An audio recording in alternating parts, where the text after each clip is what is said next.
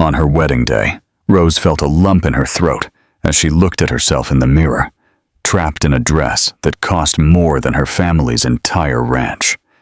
She was marrying a powerful man to save her people from ruin, a complete stranger named Alexander. Her heart, naive and full of dreams, still harbored a small hope of finding love.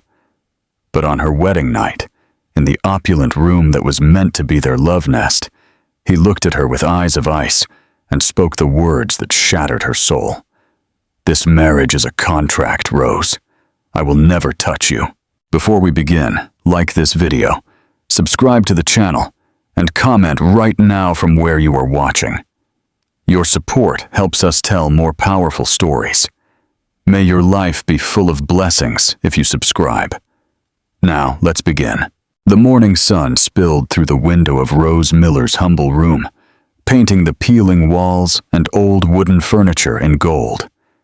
It was the day she would stop being Rose Miller to become Mrs. Sterling, the wife of Alexander Sterling, a man whose face she had only seen in photographs and in 2 brief, formal meetings supervised by their families. Her father, Richard, once as strong as an oak, was now slowly wasting away in his bed, a victim of an illness that ate his strength and the family's savings. The Hope Ranch, the only home Rose had ever known, and her grandparents' legacy, was drowning in debt, with the bank threatening foreclosure. And then, like a dark prince from a twisted fairy tale, Alexander Sterling appeared. He would pay every cent of the debt, cover her father's expensive treatments, and secure the ranch's future. In exchange, he asked for only one thing: Rose's hand in marriage, a simple, direct, and brutal agreement. A business deal where she was the commodity. Her mother, Sarah, with eyes perpetually red from crying and fear, had pleaded with her to accept. "It's for your father, honey. It's for our home," she whispered at night.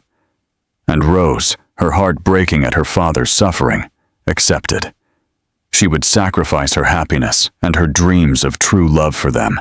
As she put on the wedding dress, a silk and lace creation the Sterlings had sent, she felt like an imposter. The dress was cold to the touch and heavy, like a shroud for her hopes.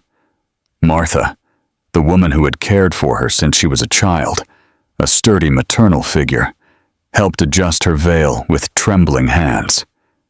"Are you sure about this, my girl?" Martha asked with a broken voice.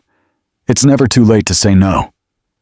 Rose forced a smile, a trembling grimace that didn't reach her honey-colored eyes. "It's the right thing, Martha. It's for Dad. It will be okay." But looking in the mirror at a pale stranger with eyes too large, she didn't recognize herself. Where was the cheerful young woman who galloped through the fields at dawn?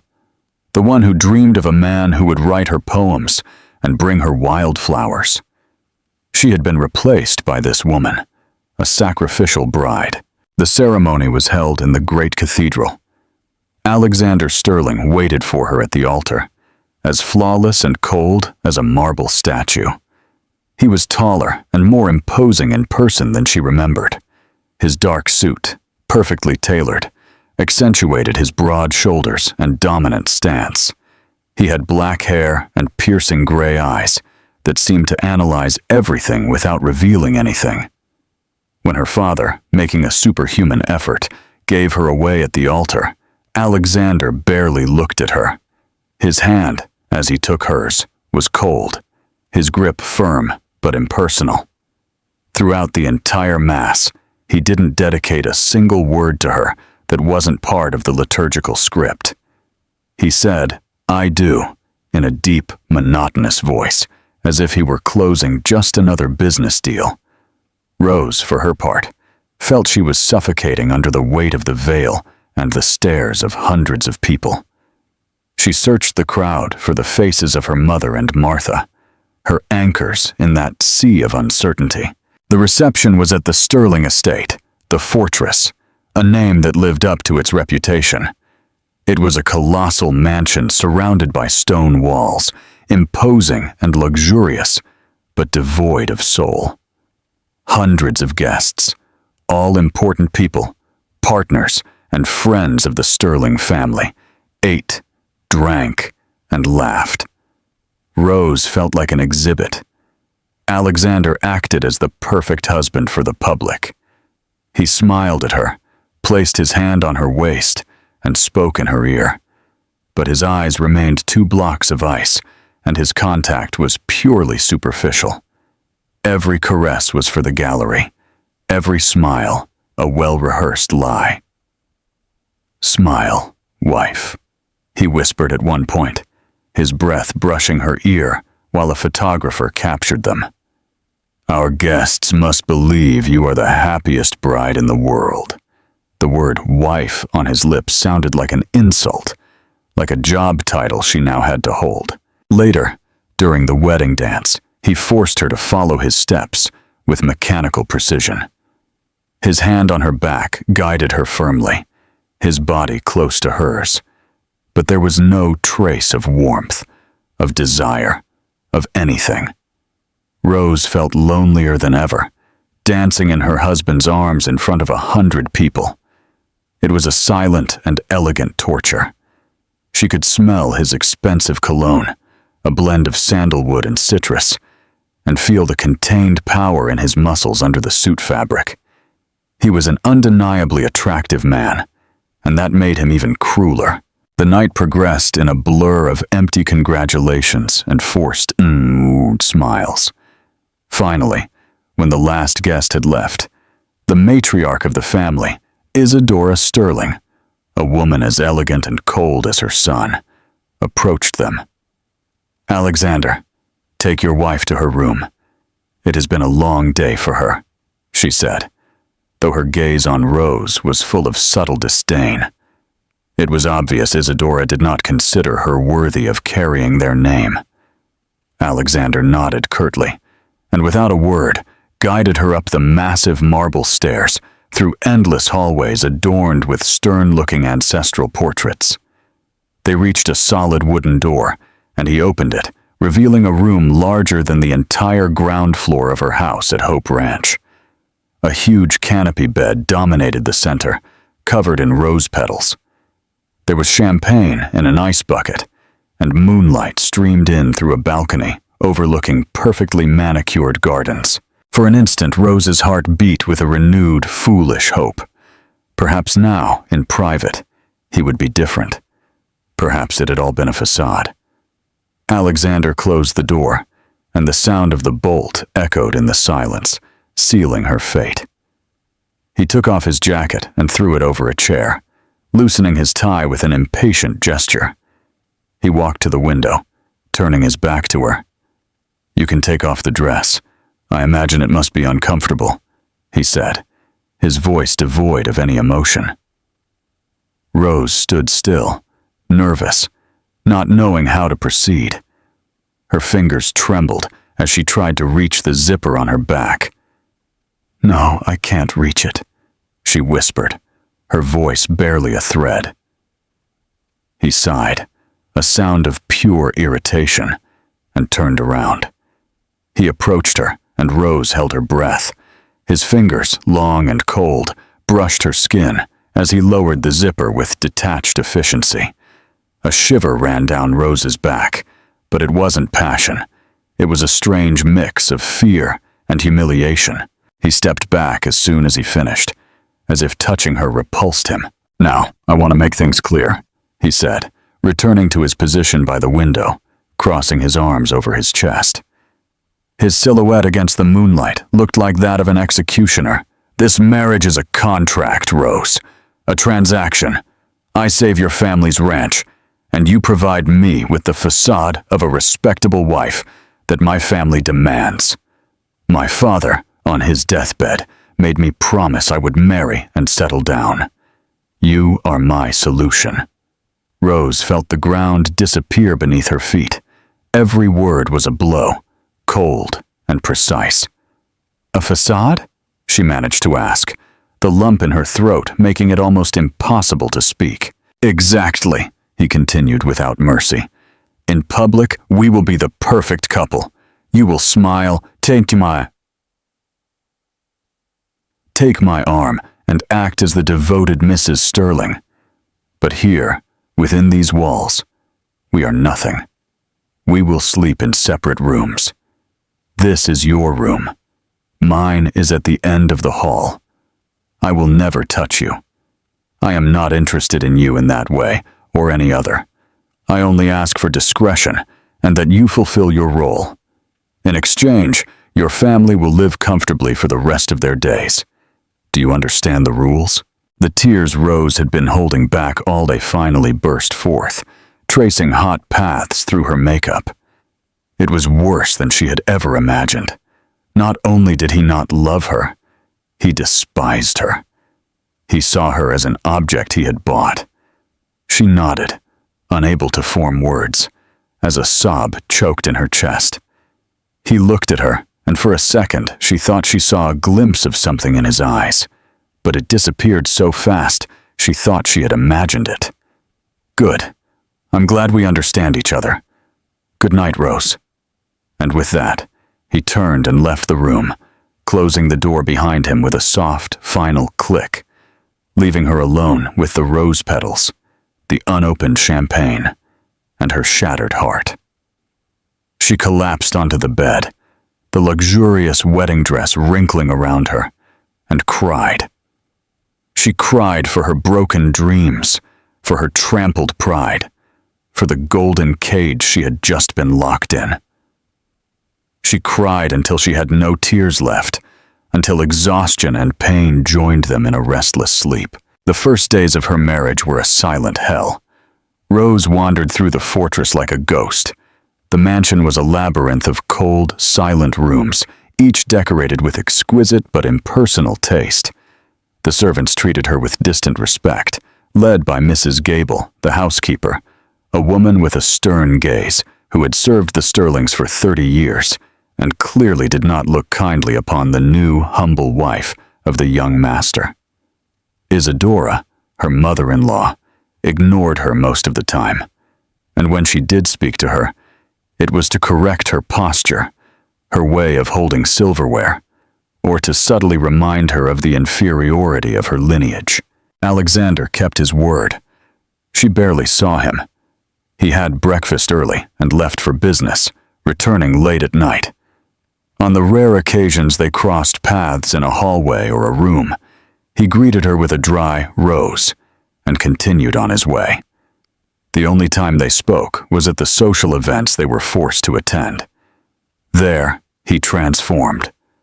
He opened doors for her, held her chair, whispered things in her ear that seemed intimate but were actually instructions. Smile more. The company partner is watching us. Laugh at my joke now. Put your hand on my arm. We must look like a couple. And she obeyed, becoming a consummate actress in the grand theater of high society.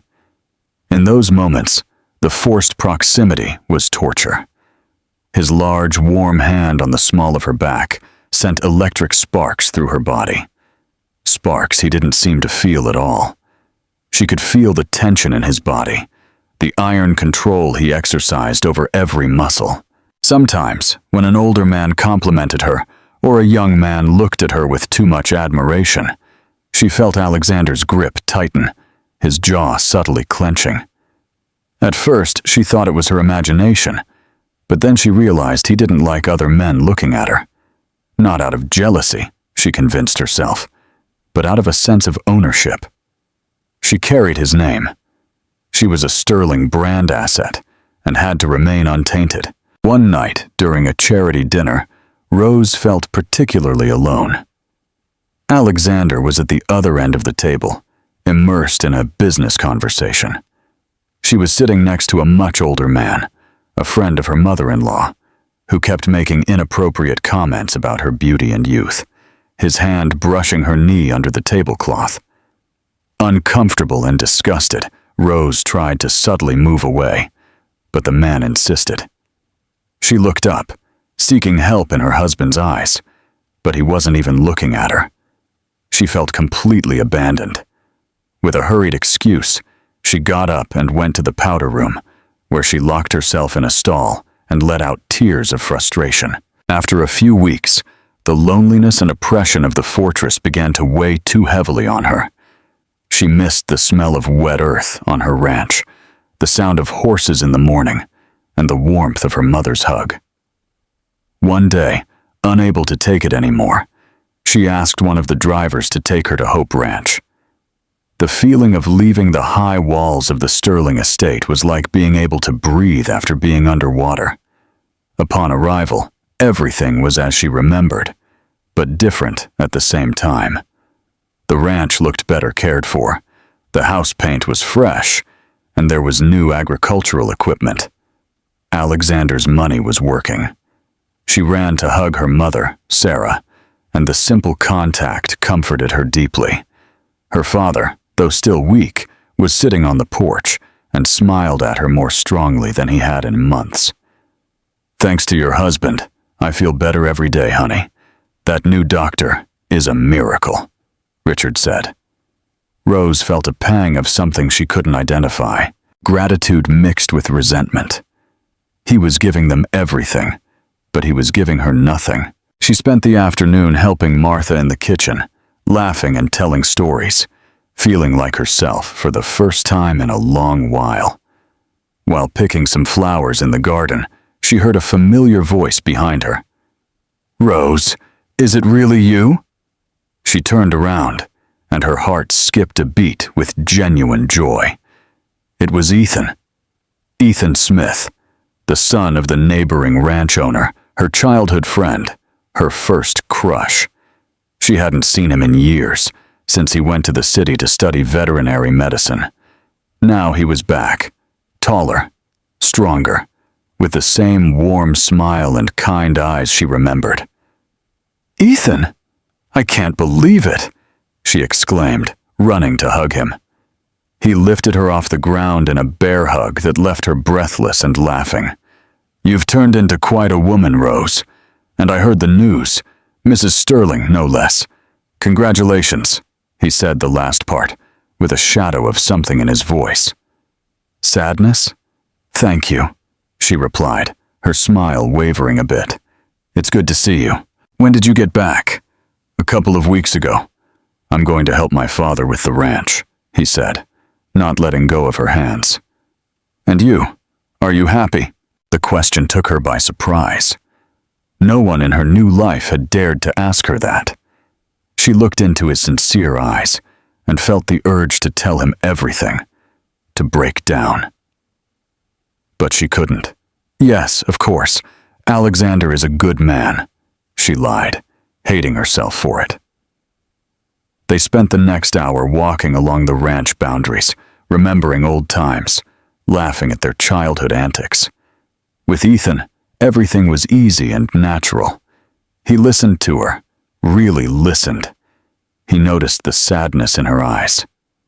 "You know, Rose, that smile doesn't reach your eyes," he told her softly, stopping and touching her arm. "If you ever need a friend, if that city man doesn't treat you like the queen you are, you just have to whistle. I'll be here." At that moment, a luxurious black car stopped abruptly on the dirt road, kicking up a cloud of dust. The driver's door opened, and Alexander stepped out. He was dressed in an impeccable suit that contrasted ridiculously with the rural surroundings. His face was a mask of contained fury, his gray eyes fixed on Ethan's hand on Rose's arm. "Rose," he said, his voice a lash of ice. "Am I interrupting something?" Ethan pulled his hand back as if it burned. Rose felt her blood freeze in her veins. "Alexander, what are you doing here?" "I came to bring some documents for your father, but I see you're busy," he said, his gaze sweeping Ethan from top to bottom with pure contempt. He approached them with long, predatory steps and stood beside Rose, placing a possessive hand on her waist and pulling her sharply toward his body. The gesture was a clear mark of territory. "I am Alexander Sterling, her husband," he introduced himself to Ethan, but didn't offer his hand. The tone was a warning. Ethan, sensing the tension, nodded. Ethan Smith. We're old friends. I see. The past always finds a way to return, doesn't it? Alexander replied with poisonous sarcasm. Let's go, Rose. It's getting late. He didn't give her time to say goodbye. He practically dragged her toward the car, his grip on her arm painful. Once inside, he slammed the door and started the engine. The trip back to the fortress was in a deathly and terrifying silence. Rose could feel the waves of anger emanating from him. She didn't understand why he was so furious. He had made it clear he didn't care. Upon arriving at the mansion, he didn't let her go. He grabbed her arm and led her up the stairs, ignoring the curious looks of the servants. He pushed her into her room and slammed the door. "May I know what the hell you were doing?" he shouted, his control finally breaking. It was the first time he had raised his voice to her, the first time she saw such raw emotion on his face. "I was talking to a friend, a childhood friend," she defended herself, trembling but also angry. "Did it look like you were just talking? He was touching you, and you were smiling like a fool, flirting in broad daylight." "I wasn't flirting. And even if I were, what do you care? You said it yourself, we are a contract. You don't care about me. You'd never touch me." She screamed at him, tears of rage running down her cheeks. In an instant, he crossed the distance and cornered her against the wall. He placed both hands on either side of her head, trapping her. Their bodies were millimeters apart. The heat of his chest was felt through his clothes. The smell of sandalwood and fury enveloped her. His face was so close she could see the silver flecks in his gray eyes. "You're wrong about one thing," he whispered, his voice a low and dangerous growl that sent a shiver down her back. "I care, and I care a lot. You carry my name. You are my wife, and no property of mine is going to be out there smiling and letting herself be touched by some ranch hand." Rose looked at him, stunned and terrified, but also strangely fascinated. The man of ice had melted to reveal a volcano of possessiveness. "I am not your property," she whispered defiantly. A crooked and cruel smile appeared on his lips. "You have been since the moment your father accepted my money," he said, his voice dropping to an intimate and threatening murmur. He leaned in even closer, his warm breath brushing her cheek, his lips almost touching her ear. "And don't ever forget who your owner is. Those smiles, those looks, all of that belongs to me now. Maybe it's time I remind you of the terms of our contract, in a way you understand better." His lips brushed her earlobe, and then descended down her sensitive neck, making Rose gasp. It wasn't a kiss of love. It was a mark, an act of possession. Her body reacted against her will. A current of fire ran through her. He stopped, millimeters from her lips, his gray eyes burning with a dark and unknown emotion. For the first time, Rose saw something more than coldness in his gaze. She saw a raw, furious, and possessive desire that scared and excited her in equal measure. The barrier between them had broken. The contract had been violated by the only person who had written the rules, himself. And as she looked into his eyes, trapped between his body and the wall, Rose knew that nothing would ever be the same. The room filled with a palpable electricity, a silence so dense Rose could hear the wild beating of her own heart. Or perhaps it was his, hammering against his chest. His proximity was overwhelming, a heady mix of his expensive scent, fury, and something else. Something primitive and dark that both attracted and terrified her. His gray eyes, once cold as steel, now burned with the fire of a forge, scanning her face, pausing on her parted and trembling lips. Time seemed to stop, suspended in that millimeter of space separating them. "Don't provoke me, Rose," he murmured, his voice a deep, husky echo that vibrated directly in her chest. "Or what?" she challenged him in a whisper, finding a spark of bravery in the depths of her fear. "Are you going to remind me again that I'm your property? Are you going to punish me for smiling at someone other than you?" A dangerous smile twisted the corner of his lips. "Punishing you? That's an interesting idea," he said slowly. And then he closed the distance. It wasn't a tender kiss, or even passionate in the romantic sense. It was an act of pure possession, a hungry and furious kiss that sought to dominate her, to erase Ethan's smile from her memory and mark her as his. His lips crashed against hers with a force that stole her breath. His hand moved up from her waist to tangle in her hair, tilting her head back for better access. Rose was frozen by the shock. A muffled cry died in her throat. Her first instinct was to fight, to push him, to hit him, but her body betrayed her. Against her will, a surge of heat spread from the point where their lips touched, running through every inch of her skin. The kiss deepened, becoming less a punishment and more a desperate exploration. His tongue traced the outline of her lips, asking for an entry that she, in her state of shock and confusion, granted without thinking. In that moment, the fury of the kiss was tinged with a raw need, a desire he had kept repressed under layers of ice. He tasted her mouth with a greed that left her dizzy, and Rose, instead of pushing him away, found her hands clutching the lapels of his suit, as if fearing she would fall. Just as she began to respond, to melt into that brutal embrace, he pulled away. He was panting slightly, his eyes darkened by a storm of emotions she couldn't decipher: desire, rage, and something that looked like confusion, regret. He looked at her as if seeing her for the first time, as if he couldn't believe what he had just done. Then, without saying another word, he turned and walked out of the room, closing the door behind him. The echo of the slam was less violent than the silence he left behind. Rose slid down the wall until she sat on the floor, trembling uncontrollably. She brought her fingers to her lips, still swollen and sensitive from the force of his kiss. It had been humiliating, yes, but it had also been electric. It had awakened a part of her she didn't know existed.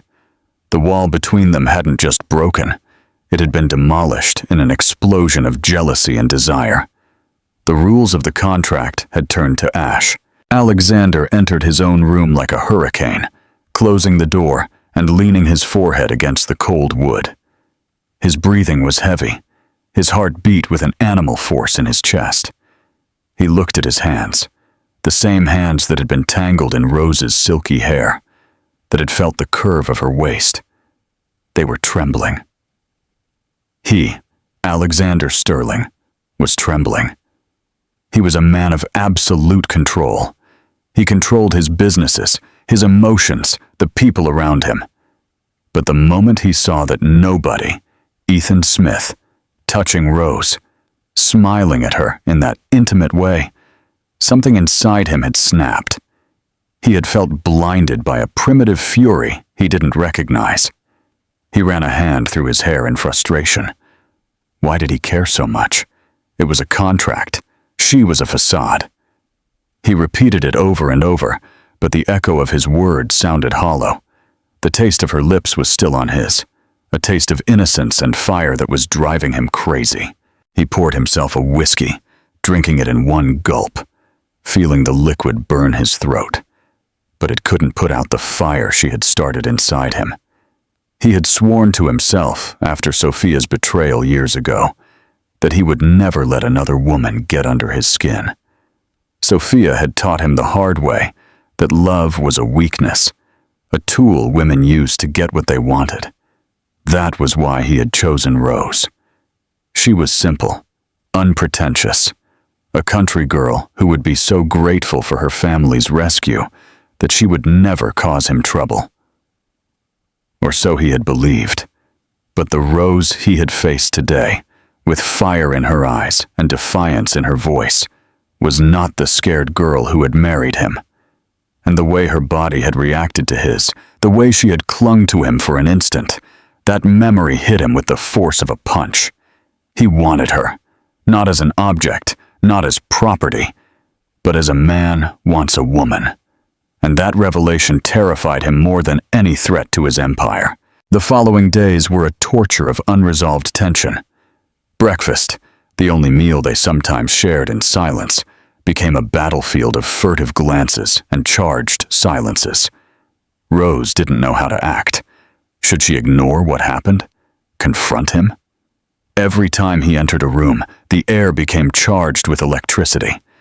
She was painfully aware of every one of his movements, the sound of his voice when he spoke on the phone, the scent of his cologne when he passed her.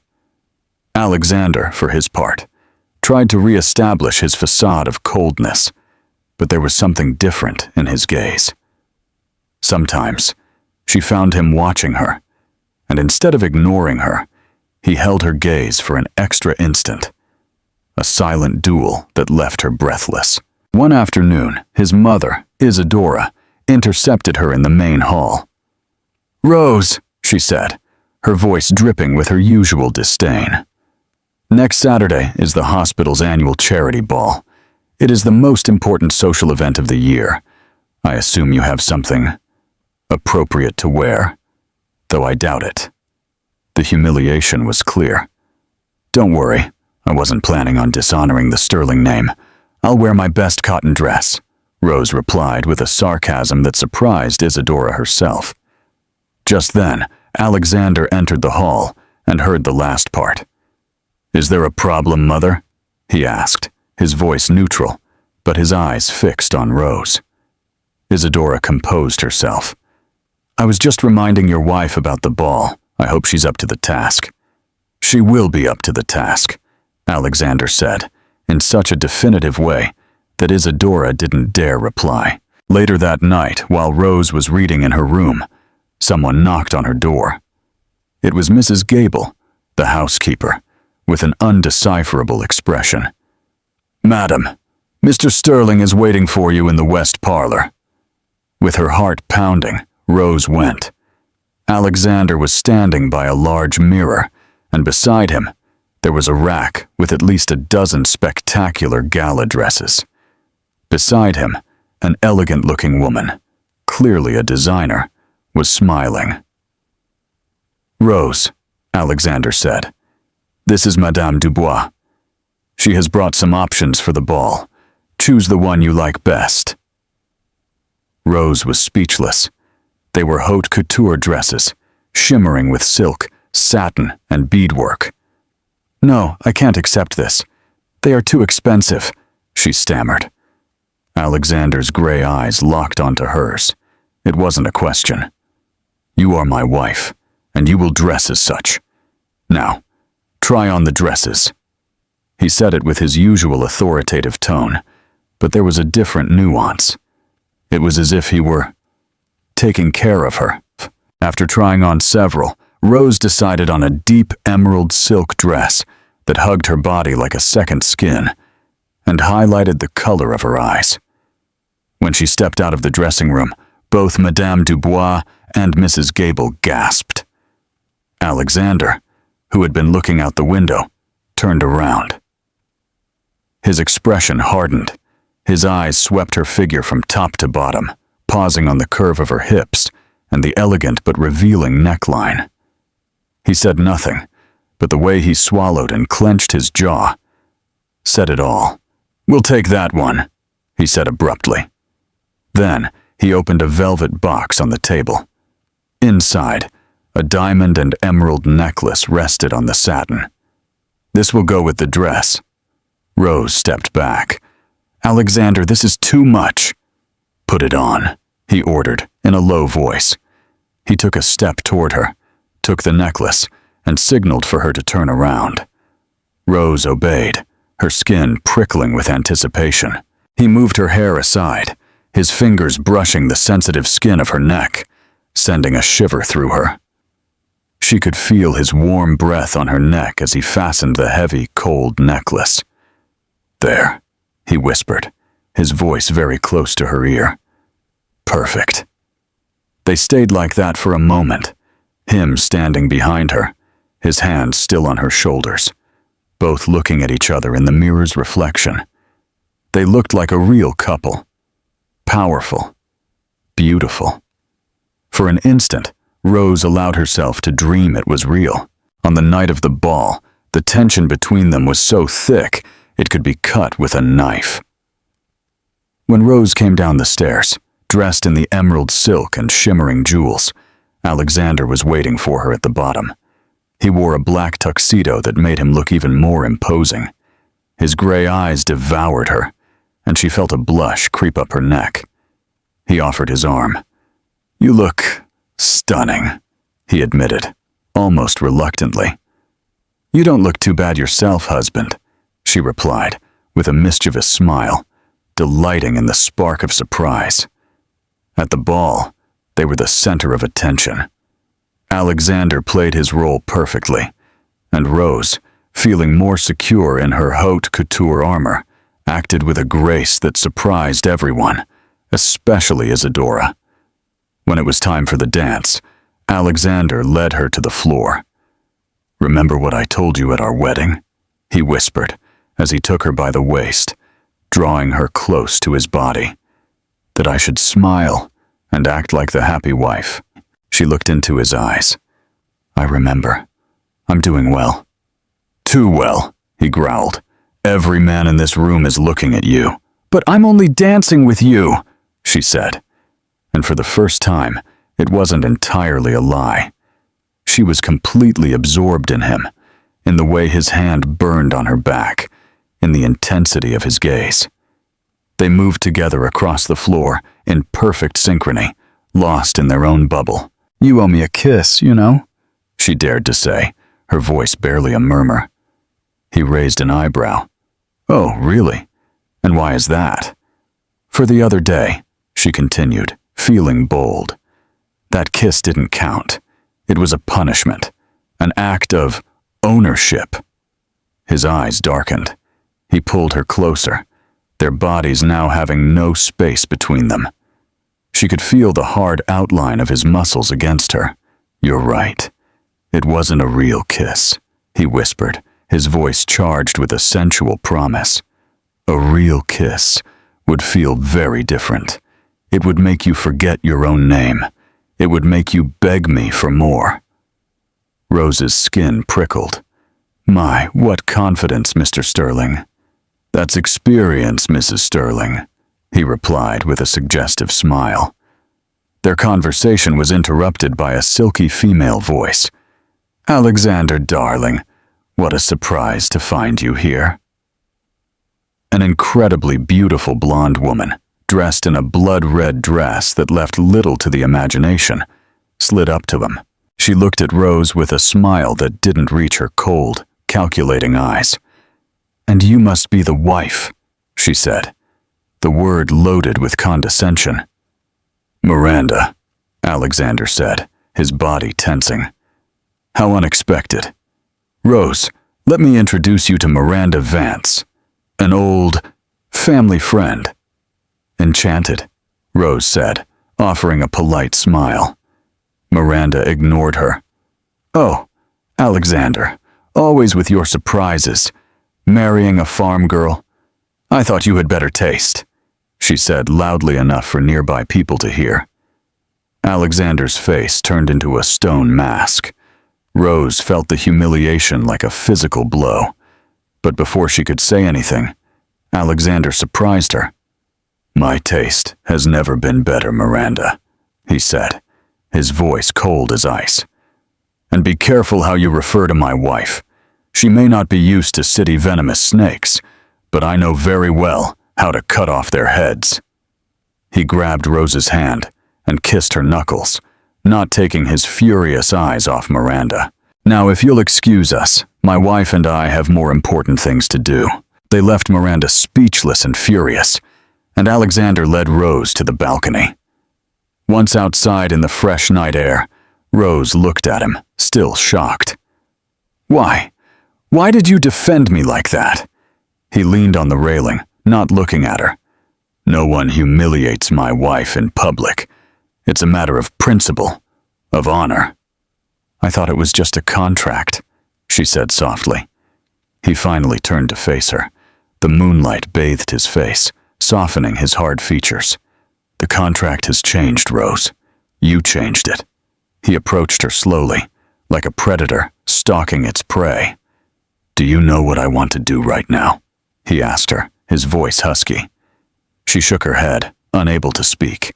He raised a hand and stroked her cheek with the back of his fingers. I want to take you home. I want to take off this dress, these jewels. I want to finish the conversation we started on the dance floor. And what's stopping you? She whispered, her heart beating like a drum. His eyes dropped to her mouth. Nothing. Absolutely nothing, he said. And he leaned in to kiss her. This time there was no fury, only an overwhelming need, a passion that had been simmering under the surface for weeks. The kiss was deep, exploring, addictive. Rose returned the kiss with the same intensity, her hands moving up his chest to tangle in his neck, pulling him closer. He groaned into her mouth, a sound of pure surrender. He lifted her body and sat her on the marble railing, settling between her legs. His hands explored her back, her hips, the outline of her thighs under the silk. Rose murmured against his lips. His name was a prayer. She felt like she was fading, losing control, and she didn't care. She wanted him with an intensity that scared her. They pulled apart for air, foreheads resting together, looking into each other's eyes under the moonlight. Let's get out of here, he said, his voice urgent. Now. They left the balcony, walked through the ballroom ignoring curious looks, and headed for the exit. The farce was over. The facade had collapsed. What remained was something much more real, much more dangerous, and much more exciting. And as they got into the car, they knew that night, the night they had avoided since their wedding, had finally arrived. The night the contract would be sealed not with ink, but with fire and skin. The drive back to the fortress was a universe in itself, an abyss of time, suspended between the dance and what would come next. The silence in the car was no longer the icy, furious silence of the afternoon, but one charged with an anticipation so dense Rose felt she could touch it. City lights passed like shooting stars through the window, but she only had eyes for the man beside her. Alexander drove with fierce concentration, his knuckles white on the leather steering wheel, his jaw clenched. But it wasn't the tension of anger, Rose knew now. It was the tension of a man clinging to the last vestiges of his legendary self-control. Without taking his eyes off the road, he slid his right hand off the wheel and rested it on Rose's knee, right where the silk of the dress ended. The contact was like an electric shock, a fire that moved up her leg and settled deep in her belly. She stifled a gasp, and he finally looked at her, his gray eyes shining in the car's gloom. Are you nervous? He asked, his voice a low, husky murmur vibrating in the confined space. She could only nod. His thumb began to draw slow, torturous circles on her skin, a simple gesture that was undoing every one of her defenses. Me too, he confessed, surprising her. You? The great Alexander Sterling is afraid of something? A fleeting smile tugged at his lips. I'm not afraid. I'm impatient. I've waited too long for this. For what? She whispered. To truly touch you. No witnesses. No pretending. To feel that you are mine, not because a paper says so, but because we both want it. His hand moved a bit higher up her thigh, and Rose had to close her eyes as a wave of heat washed over her. All night at that ball, seeing you smile, seeing you move, seeing how other men looked at you, It was the sweetest torture I've ever experienced. I wanted to take you out of there, take you to my bed, and make you forget every single one of them. I only saw you, she confessed, and it was the purest truth. From the moment he defended her, her world had shrunk to him. He looked at her again, a raw and vulnerable emotion in his eyes she had never seen before. Tell me to stop, Rose. Tell me I'm going too fast, and I swear I will stop. His sincerity disarmed her. She placed her hand over his, interlacing their fingers. Don't stop, Alexander. Please, don't stop. When they arrived at the fortress's imposing gates, the mansion was dark and silent. Most of the servants had already retired to sleep. Alexander turned off the engine, and for a moment they stayed still, the only sound being their heavy breathing. Then he unbuckled his seatbelt and leaned over her. I don't want to wait anymore, he said, and kissed her. It was a different kiss from the one on the balcony, deeper, more certain, a promise of what was to come. Pulling apart, he looked at her intensely. Tonight, you won't sleep in your room. He stepped out of the car and walked around the vehicle to open her door like a perfect gentleman. He took her hand and led her inside the silent house. Their footsteps echoed in the great marble lobby. At the foot of the stairs, he stopped, turned to her, and without warning, lifted her in his arms. Rose let out a muffled cry of surprise and clung to his neck, laughing. Alexander, you could have warned me. The best things in life are unexpected, don't you think? He replied, looking into her eyes as he climbed the stairs with amazing ease. He passed her room door just as he had promised and continued down the hall to the door at the end. His sanctuary, the place she had never entered. He kicked the door open softly and closed it with his foot behind him, plunging them into almost total darkness, broken only by a beam of moonlight filtering through the window. Alexander's room was like him, large, orderly, and masculine. It smelled of him, of his sandalwood cologne, and the clean scent of old books on the shelf. He lowered her gently to the floor, and his mouth found hers again in the dark.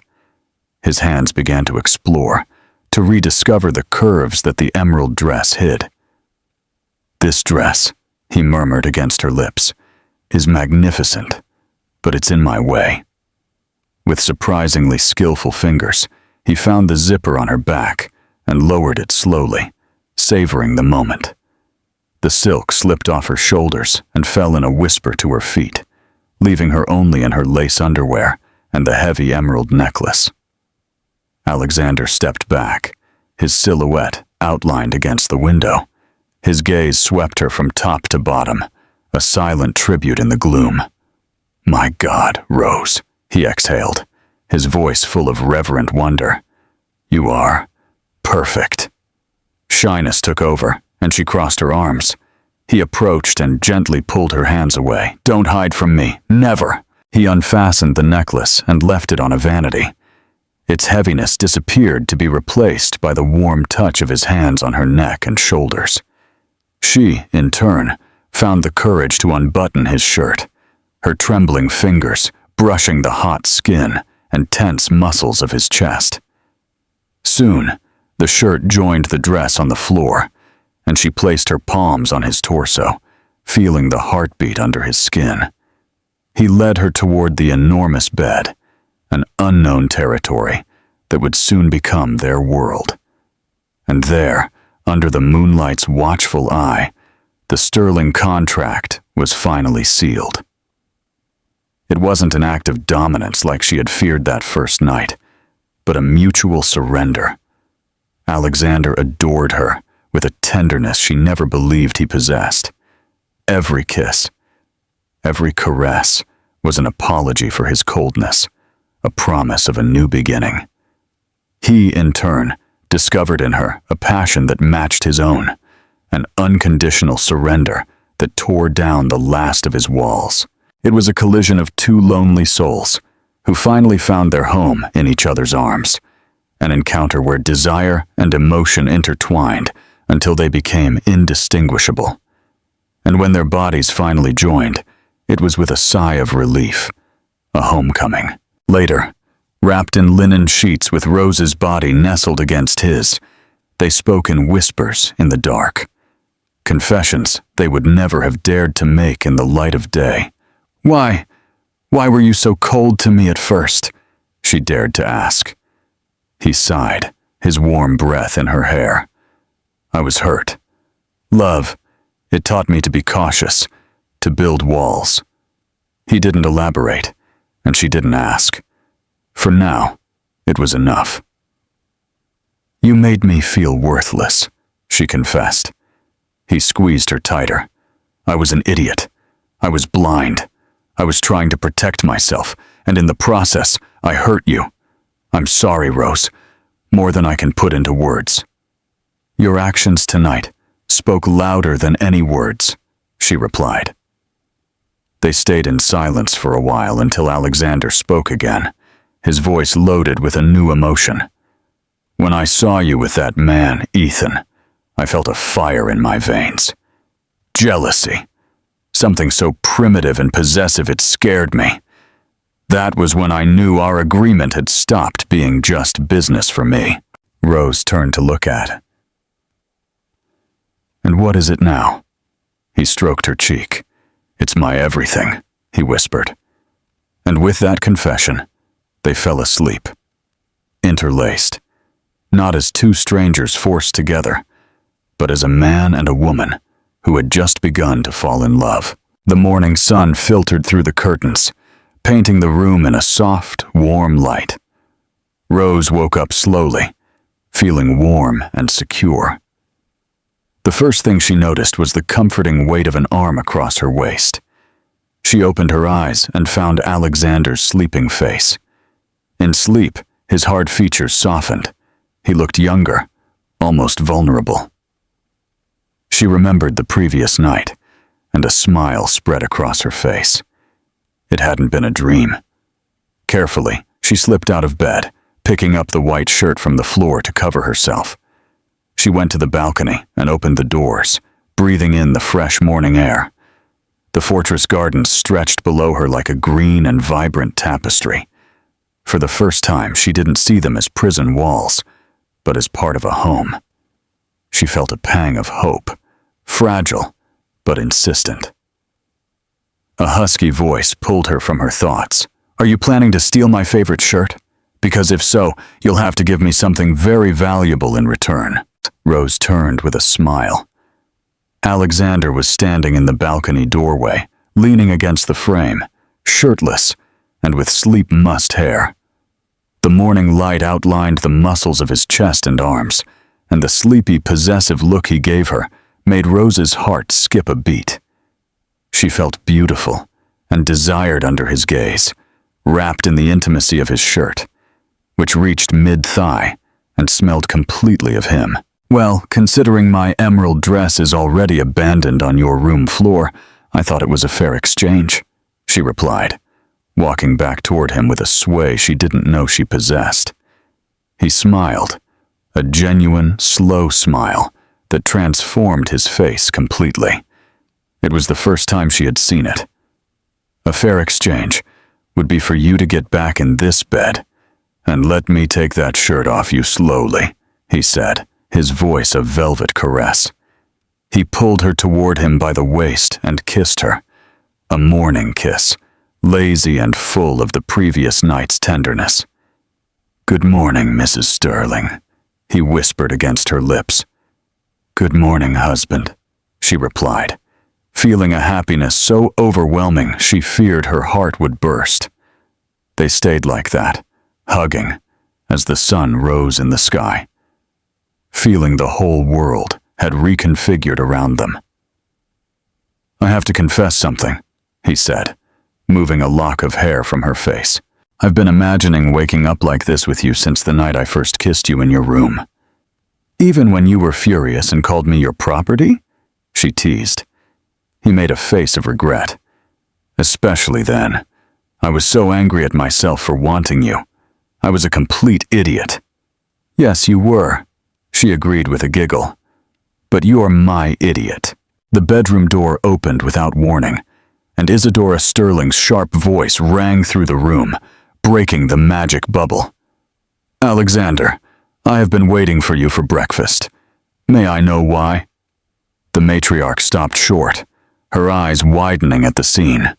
Her son, half naked, hugging Rose, who was only wearing one of his shirts, with the messy bed as silent witness to their night. Isadora's face went from bewilderment to pure contempt. But what is this vulgar spectacle? There is decency in this house. Rose felt the blood rush to her face and tried to pull away, mortified. But Alexander held her firmly, refusing to let her go. His expression hardened, becoming the formidable businessman he was. But this time, his power was directed at protecting her. Good morning, Mother, he said with icy calm. My wife and I were about to come down. I beg you to announce your entrance next time. This is my room. Isadora looked like she was going to explode. Your wife? That hussy has bewitched you. This isn't you, Alexander. You're wrong. For the first time in a long time, this is me. Rose is my wife, the woman I love, and the lady of this house. And I demand that you treat her with the respect she deserves. If you can't do that, the door to this house is very large, he sentenced, every word a nail in the coffin of the old family dynamic. Isadora stood open-mouthed, pale with rage and shock. Never in her entire life had her son challenged her that way. Without another word, she turned around and left, slamming the door with a force that made the walls tremble. Rose looked at Alexander, stunned. You just said you love me. He looked at her, the hardness vanishing from his eyes to be replaced by overwhelming vulnerability. Yes, he said, as if it were the simplest truth in the universe. I don't know exactly when it happened. Maybe it was the first time you challenged me, or maybe when I felt jealous of that farmer, or maybe it was the way you lit up that ball last night, or maybe it was always like that, and I was too blind and proud to see it. But yes, Rose, I love you. Tears welled in Rose's eyes, but this time they were tears of pure joy. She threw herself into his arms, and he lifted her off the ground, spinning with her in a circle, both laughing. The war with her mother-in-law could wait. At that moment, in the morning light, they had just won the most important battle. Life in the fortress transformed overnight. News of the change in the couple's relationship seemed to spread through the house like wildfire. Alexander ordered that all of Rose's belongings be moved to his room, and her old room became a dressing room for her. They ate all their meals together, and he made sure no one, not even his mother, directed a bad word at his wife. Isadora, still furious, opted for a cold war, ignoring Rose and directing bitter looks of disapproval at Alexander. But the couple didn't care. They were too busy discovering each other. They spent nights talking until late, sharing dreams, fears, and secrets. Rose told him about her love for horses, about her dream of modernizing Hope Ranch. Alexander told him about the pressure of carrying the Sterling name, of the lonely burden of his empire. One night, while sitting by the fireplace, he finally told her about Sophia. Her name was Sophia, he said, looking at the flames. I met her in college. She was beautiful, smart, from a family like ours. Everyone said we were the perfect couple. We were engaged. Rose held her breath, feeling a pang of jealousy for that woman from the past. I gave her everything of me, my trust, my heart, the very stupid and young heart I had then. A few weeks before the wedding, I found her in bed with my best friend. The pain in his voice, though old, was still palpable. She didn't just betray me. She laughed in my face. She said I was predictable, boring. that she was only with me because of the agreement between our families. That day, something broke inside me. I swore I would never again allow anyone to get close enough to hurt me. I built walls. I became ice. Love was a transaction, trust a weakness. And then you arrived, with your honest eyes and your brave heart, and you tore down every one of my walls without even trying. Rose took his hand. She didn't deserve you, Alexander. She was a fool to lose you. He turned to look at her, gratitude in his eyes. I was the fool for letting her poison stop me from seeing the wonderful woman in front of me. Forgive me for comparing you to her, even unconsciously. You're already forgiven, she whispered, and sealed her forgiveness with a kiss. They decided to visit Hope Ranch. Rose wanted to show Alexander her world, not as the rich savior, but as her husband. When they arrived, they were greeted with hugs and joy. Richard was much stronger, walking with the help of a cane. Sarah looked at her daughter and the man accompanying her, and for the first time saw genuine happiness in her eyes. She saw how Alexander helped his father-in-law sit down, how he listened to his stories attentively, how he didn't let go of Rose's hand for a second. That afternoon, while Rose was teaching Alexander how to saddle a horse, Ethan appeared.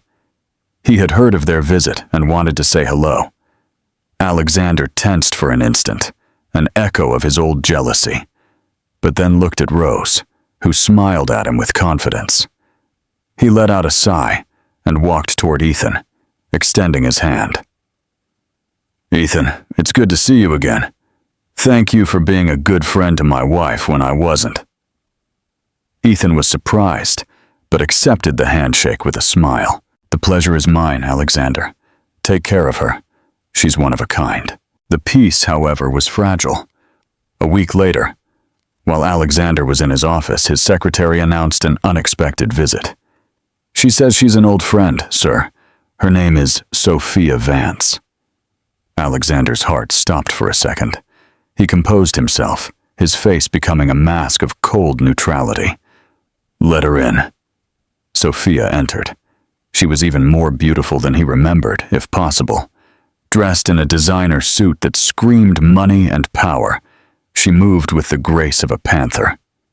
Alexander, darling, you've been avoiding my calls, she said with a seductive smile, approaching and planting a kiss on his cheek, which he didn't return. What do you want, Sophia? He asked, not inviting her to sit.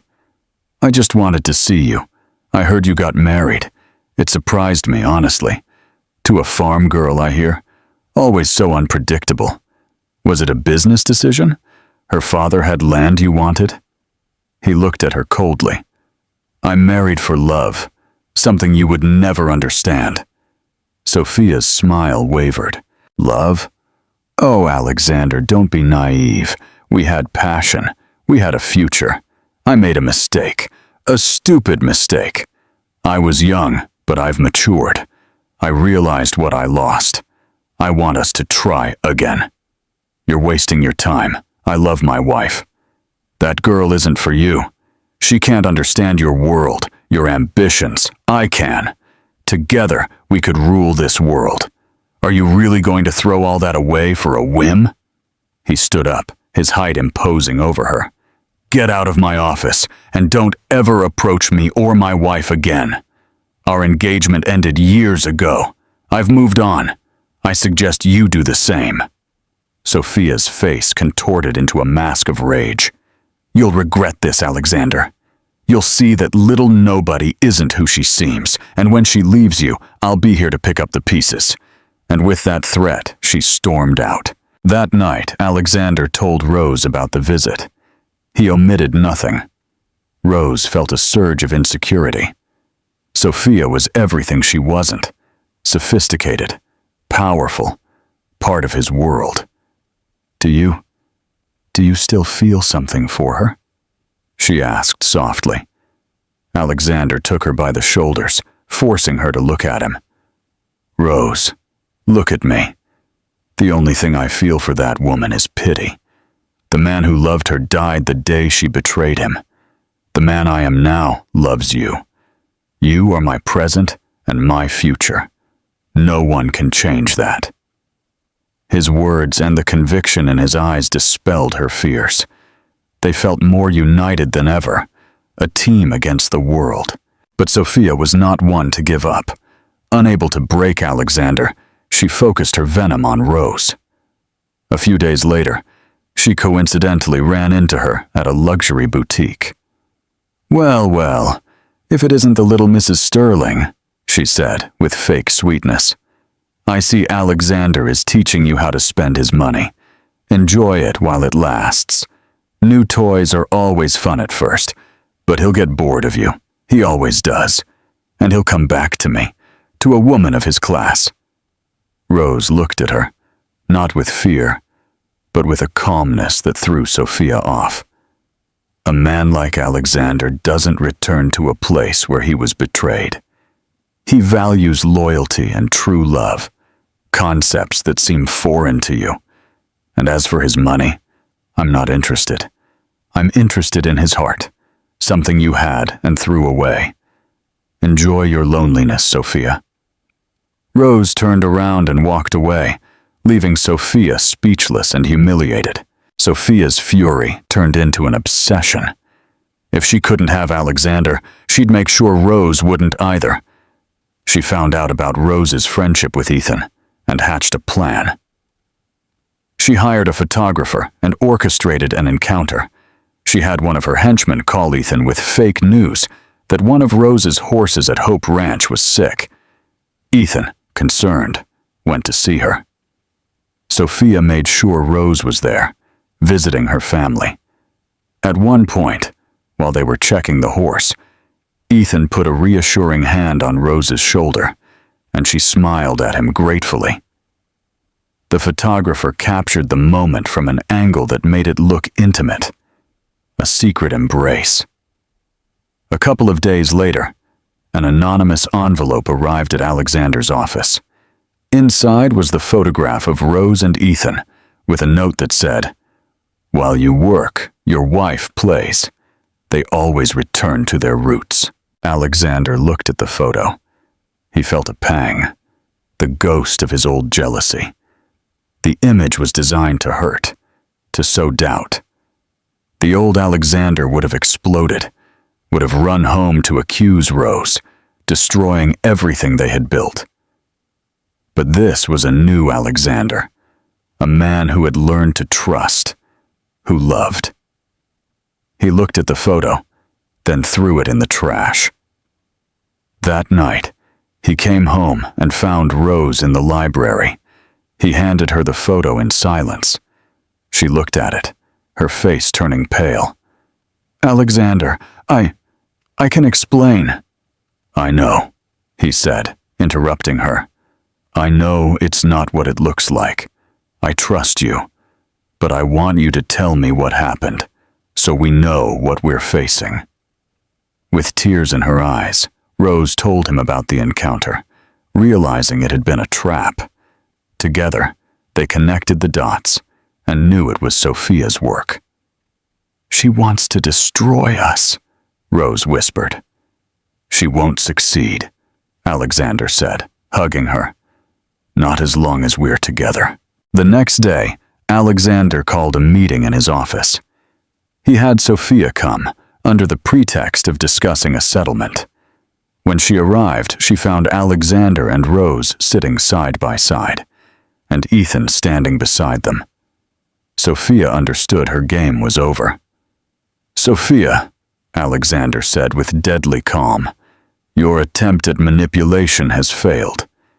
You have just committed harassment and defamation. I have enough evidence to ruin your reputation and your family's forever. But I won't do it, for the memory of the stupid man who once loved you. In exchange, you will disappear from our lives. If I hear your name again, if you get within a mile of my wife or anyone in our family, I assure you I will unleash the full weight of my power on you. Is that clear?"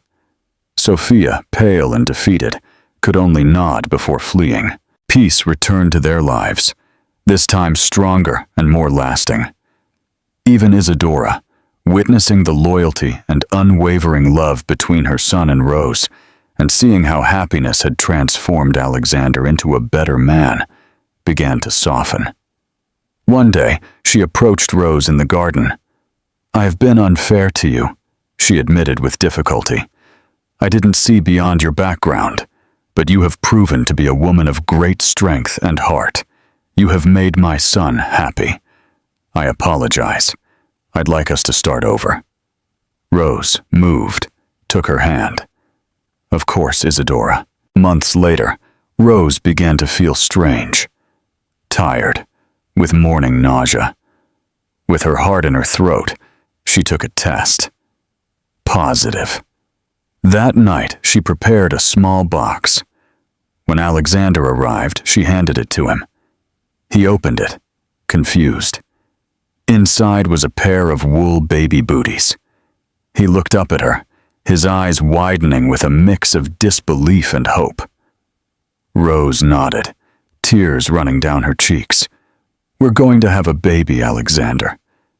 He lifted her in his arms, burying his face in her neck, and for the first time in his adult life, Alexander Sterling cried.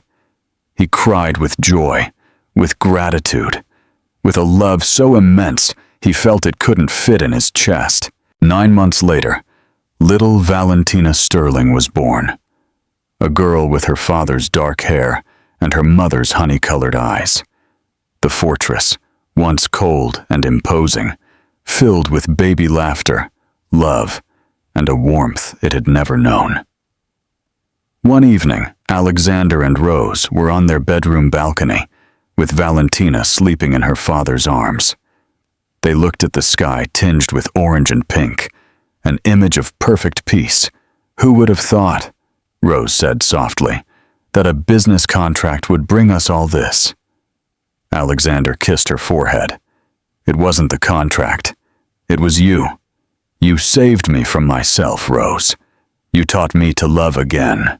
He despised her for a cold contract, for blind pride, believing that the security of walls and rules were the only legacy that mattered. But when he saw her reborn, happy and smiling in the arms of another, regret and jealousy taught him the hardest lesson of his life. The story of Alexander and Rose is a powerful reminder that the true value of a family does not lie in agreements or names, but in unconditional love and mutual respect. Sometimes, second chances are not to get back what we lost, but to become, through pain and healing, the person we were always meant to be. And if you liked it, subscribe to the channel.